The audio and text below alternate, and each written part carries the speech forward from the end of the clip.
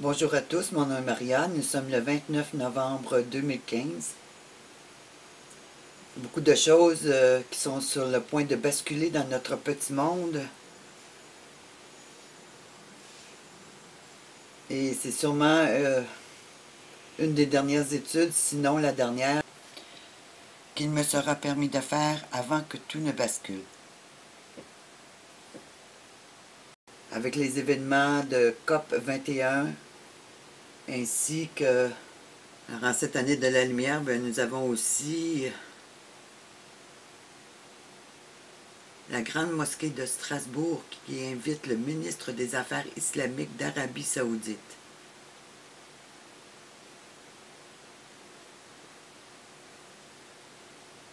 Alors, initiative qui aura lieu en France, à Strasbourg.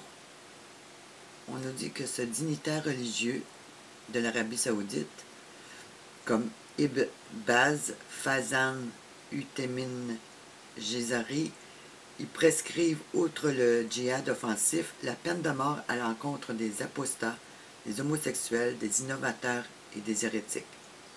C'est ce wahhabisme officiel qui est invité à la grande mosquée de Strasbourg, gérée par des Marocains. Le grand mufti d'Arabie Saoudite, également membre de la famille des Cheikhs, descendant en ligne directe de Al-Wahhab, a déclaré en 2013 qu'il convient de détruire toutes les églises de la péninsule arabique, s'appuyant sur les propos de Mahomet sur son lit de mort, réclamant de chasser les chrétiens de la région. On nous dit aussi qu'il dénonce ceux qui prônent un état civil, une minorité qui cherche à asséner un coup à la religion musulmane sous des prétextes fallacieux et des slogans erronés. Au nom de la liberté, ils prétendent que la religion n'est pas valable, s'opposent à la peine de mort et aux autres peines car elles sont contraires aux droits de l'homme, et prétendent que la nation islamique, si elle applique la charia, se coupe des nations évoluées. Ces prétentions désespérées font partie des campagnes menées par les ennemis de l'islam, pour transformer la nation islamique, l'éloigner de sa religion et effacer son identité. Alors on peut donc s'attendre qu'avec la rencontre de COP 21, les Nations Unies, le Vatican et la confrérie des frères musulmans imposeront, dans un avenir très très rapproché, par la force, un Vatican islamique pour toutes les nations, au nom de la paix et de la culture. Une inclusion totale, et comme il le répète depuis longtemps, personne ne sera laissé de côté. Secret qui n'en est plus un, quand nous voyons tout ce qui se met en place.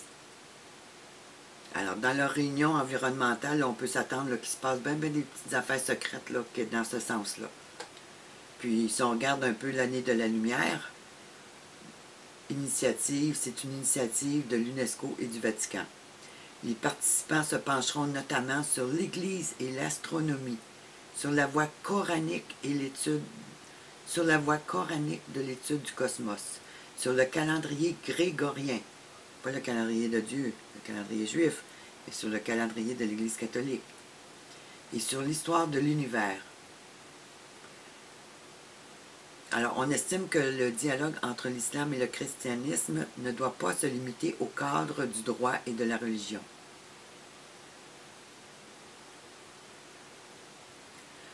Alors, la grande rencontre de COP 21 qui est maintenant commencée. Alors, cette grande rencontre, elle a eu lieu le 28 novembre 2015 à 11 h à la grande mosquée de Strasbourg.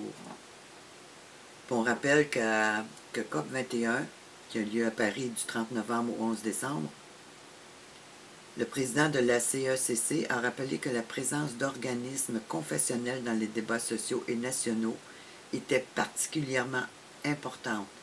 On sait que toute une panoplie de religieux qui sont là-bas, alors c'est sûr que les musulmans vont être là aussi, mais qu'est-ce qui va sortir de là? Ça va être un petit peu... Ça va être un peu la suite de Laudato Si, qui est d'unir tout le monde ensemble, au nom de la paix mondiale, au nom de l'unité. Alors, chaque religion s'exprime dans le cadre d'une vision du monde et de principes éthiques qui rattachent ses convictions à l'action quotidienne et qui motivent par conséquent le changement personnel et social. Alors, c'est une réforme en profondeur au niveau spirituel là, qui va se faire.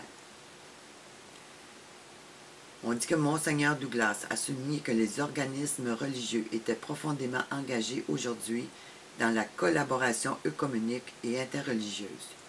Ils pouvaient donner à toute la société des preuves éloquentes de l'importance des bienfaits et de la nécessité d'un dialogue honnête et d'une collaboration prophétique, en particulier sur des questions qui peuvent être délicates, épineuses et susciter des perspectives contrastées, mais néanmoins essentielles. Alors ça a apparu en novembre, le 25 novembre 2005 sur le site de Zénith. Alors, il y a le prince Charles aussi qui a envoyé un message clair à l'ONU et à COP21, que le prince Charles demandait qu'à la suite du climat de l'ONU à Paris, un accord sur un Magna Carta pour la Terre soit signé. Le Magna Carta, c'est quoi? Ça veut dire que c'est l'Église catholique qui prend le pouvoir sur tous les peuples, parce que c'est lui le dernier empire. Alors, un Magna Carta, c'est une inquisition, c'est une prise de contrôle mondiale. Un Magna Carta, c'est une prise de contrôle mondiale dans tous les domaines. Puis, comme Rome est le dernier empire babylonien, ben, c'est à lui que reviendra l'autorité de régner sur toutes les nations au niveau des Nations Unies, avec tout le système qu'ils sont en train de mettre en place, sous le couvert de l'environnement. Alors, ça va beaucoup plus loin que juste que vous avez plus le droit que vous aurez plus le droit de... Ça va beaucoup plus loin que juste le fait de pouvoir avoir le droit de rouler avec vos autos, ou la taxe carbone, ou... Ça va beaucoup plus loin que ça. Ça régit chaque domaine de notre vie. Alors, ce ministre des Affaires islamiques d'Arabie Saoudite, il est à prévoir qu'il va jouer un rôle majeur dans l'établissement de ce grand calife mondial-là, qui en fin de compte marche main dans la main avec le Vatican pour mettre en place cette inquisition contre le peuple de Dieu et contre tous ceux qui se tiennent debout pour les valeurs judéo-chrétiennes. Puis tous les pasteurs qui sont rattachés à ce grand mouvement œcuménique mondial-là, ils vont continuer à vous jouer du violon. Ils vont continuer à vous dire de prier pour les persécutés qu'il y a dans le monde. Non pas qu'il ne faut pas prier pour les persécutés, au contraire. Le peuple de Dieu est sous attaque.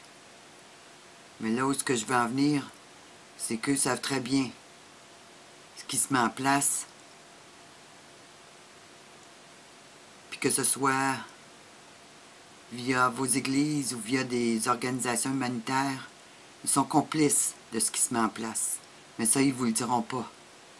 Puis là, vous allez continuer à leur donner votre confiance parce que vous ne savez pas, vous êtes ignorant de ces choses-là. J'ai vu, moi, des prêtres dans des pays comme en Argentine et dans d'autres pays, des prêtres disant la messe. Et juste avant et juste après, ils allaient tuer des gens avec leurs armes. Comment peuvent-ils faire ces choses au nom de Dieu? Quel blasphème! Puis ils rallient bien des gens à cause de leurs beaux discours derrière eux. Alors c'est important que vous sachiez ce qui se passe dans votre église, ce que fait votre pasteur, c'est quoi qu'il enseigne. Est-ce qu'il vous informe sur les temps de la fin, sur qu'est-ce qui prend place présentement? Ou il continue à être un bon pasteur joyeux, heureux, vous amenant dans une allégresse sublime? Posez-vous les questions. Ils vont ouvrir les portes pour aider les réfugiés, pour aider, faire des soirées de prière spéciales pour prier pour les persécutés, pour la guerre dans le monde. On va faire des petites manifestations en accord avec certains mouvements patriotiques. Alors, regardez ce que vos pasteurs vous disent présentement.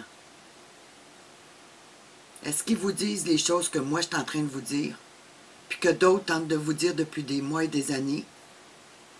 Toutes les preuves qu'on vous a amenées? Allez faire un tour sur le site du Conseil mondial des Églises et voyez tout le mouvement évangélique qui s'est rallié à ce grand programme œcuménique mondial et qui soutiennent la Palestine et qui soutiennent la guerre contre ISIS et bien d'autres choses encore qui vont dans le même sens que le nouvel ordre mondial. Il est temps que vous vous arrêtiez et que vous analysiez ce qui se passe dans vos églises. Parce que vos églises, là, s'ils marchent avec ce programme-là, mais sont en train de vous mener à votre destruction. Combien sont présentement à Paris? Quand l'association de Billy Graham, Franklin Graham, Response Team, qui vont partout où il y a des catastrophes naturelles, ben ils marchent avec le gouvernement mondial. Puis sont en train de vous mener à votre perdition. Puis que vous ne le savez pas. Analysez.